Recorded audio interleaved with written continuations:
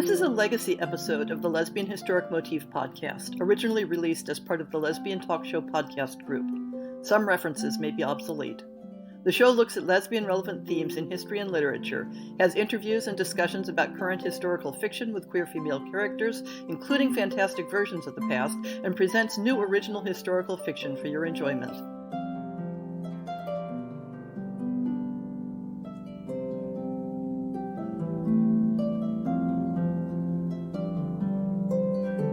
Welcome to the new expanded schedule and format for the Lesbian Historic Motif Podcast. Starting this month, the podcast will air weekly on Saturdays with a rotating series of features. But don't worry, the historic essays that have been the heart of the podcast up to this point will still be the main event. The first week of every month, we'll start with an episode I'm calling On the Shelf. It includes a roundup of what the Lesbian Historic Motif Project blog has been covering recently, as well as what publications we're planning to cover in the near future, plus a brief sketch of what you can expect from the podcast for the rest of the month. And I'm adding a feature I call Ask Sappho for reader questions and feedback, so start thinking about questions about lesbian history you've always wanted to ask. The second week of each month, we'll have an interview with an author who writes historically based fiction featuring lesbians or bi women. This can include historic fantasy, as long as it's rooted in an actual historic period. The same author is invited back in the third week to provide an appreciation of one or more historic stories by other authors that they've particularly enjoyed. And then the fourth week is our usual in-depth historic essay. And if there's a fifth Saturday in the month, we'll have some sort of special feature. So are you ready for the August On the Shelf episode? The Lesbian Historic Motif Project blog has spent July doing a feature on Catalina de Erauso, a 17th century Basque woman who ran away from the convent and lived as a man to go adventuring in the Spanish colonies of the New World.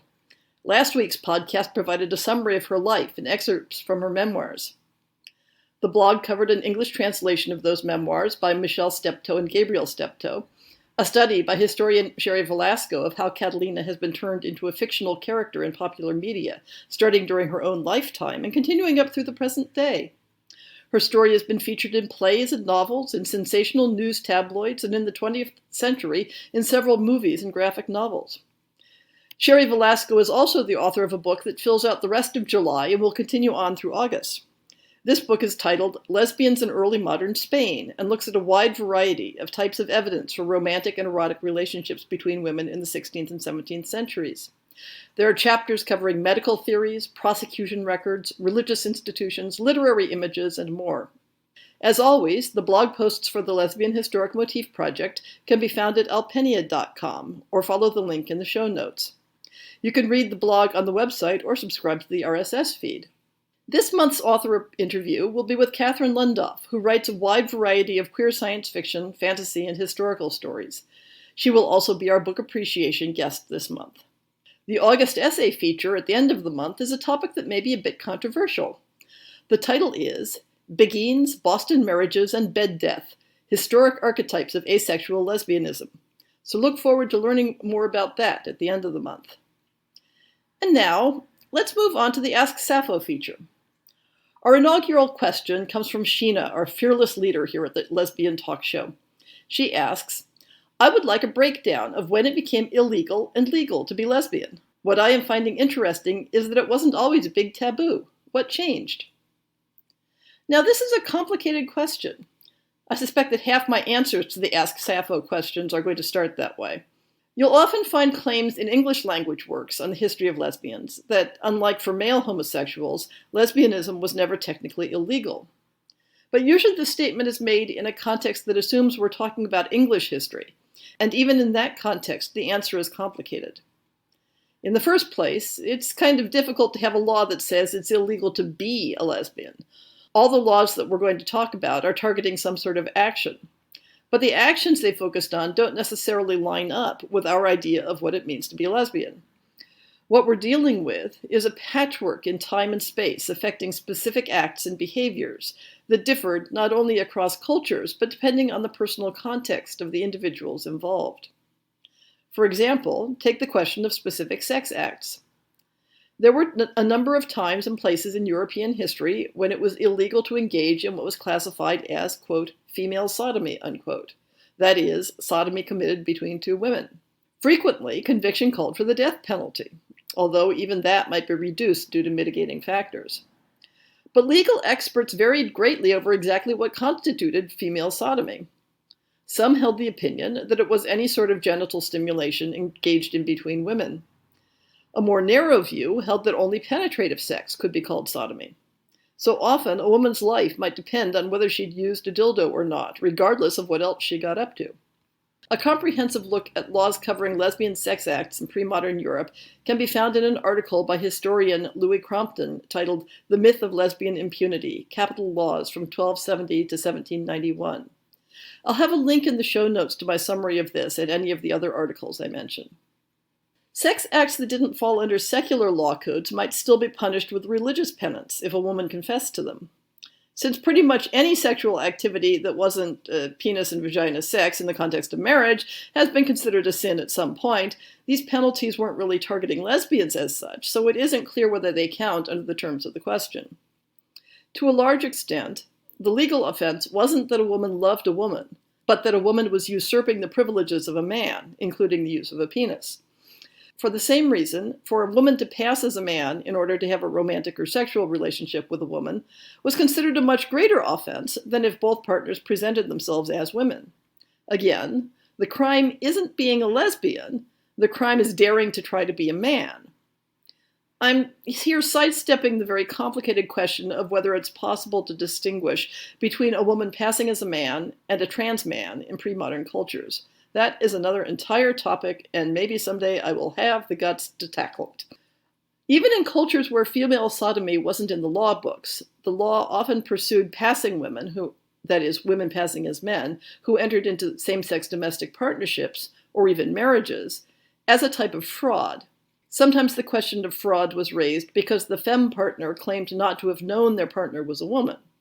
But there are cases in England of passing women being tried for fraud in same-sex marriages, even when their partner didn't bring a complaint. Regardless of sexual orientation, there have sometimes been laws against wearing clothing associated with the other gender. This is one type of law used against lesbians in 20th century America.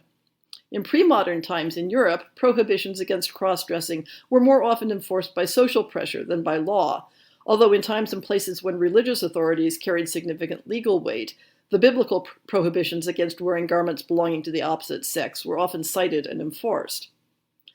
So let's take a look at some specific examples of what women might be tried for in a court of law and what the results of those trials were. In 1477, in Germany, a woman named Katharina Hetzeldorfer was tried, convicted, and executed for having sex with several women, while disguised as a man and using an artificial penis.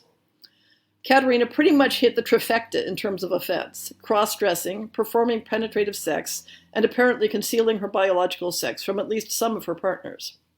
As a strong contrast in circumstances, less than half a century later, another German woman named Greta von Moskirch was investigated for loving other women, although it's unclear exactly what physical acts may have been involved. And she appears to have received no penalty at all. But in this case, there was no cross-dressing and no artificial instrument involved.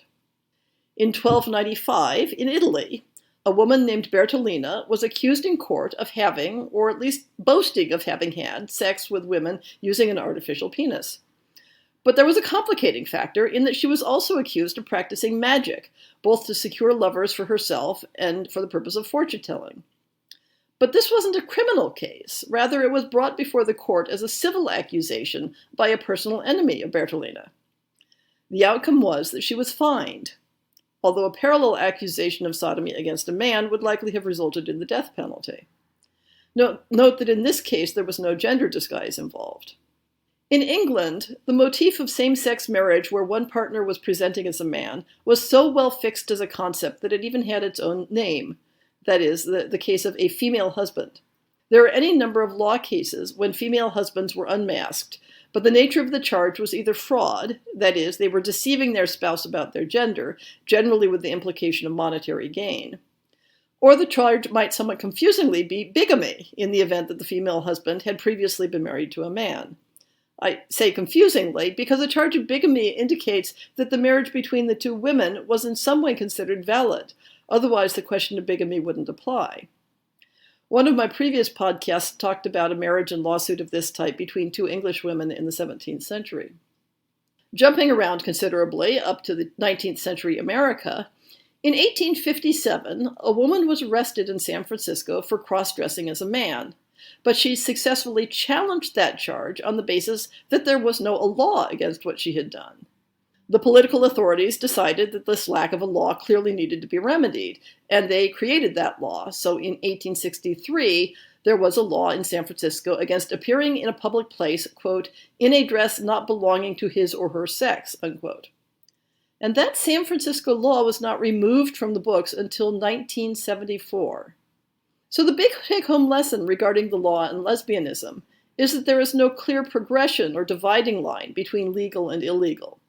The question of whether you could be charged, arrested, convicted, and punished, including everything up to execution, for lesbian activities depended on where, when, and who you were, and exactly how your sexuality was being expressed.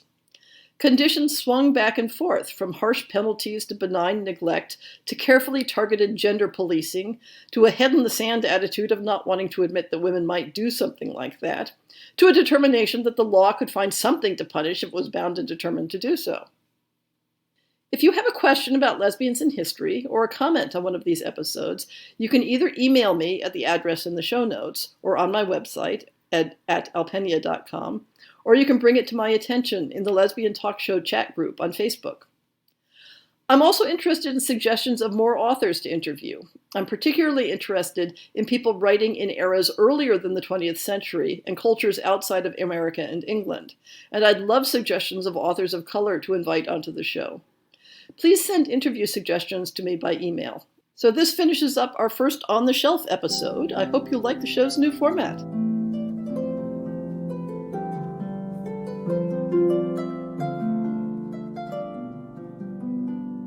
I hope you've enjoyed this episode of the Lesbian Historic Motif Podcast. See the show notes for links to people and topics. Most shows will have a transcript linked as well. If you have a book announcement, a topic suggestion, or might like to appear on the show, please drop me an email.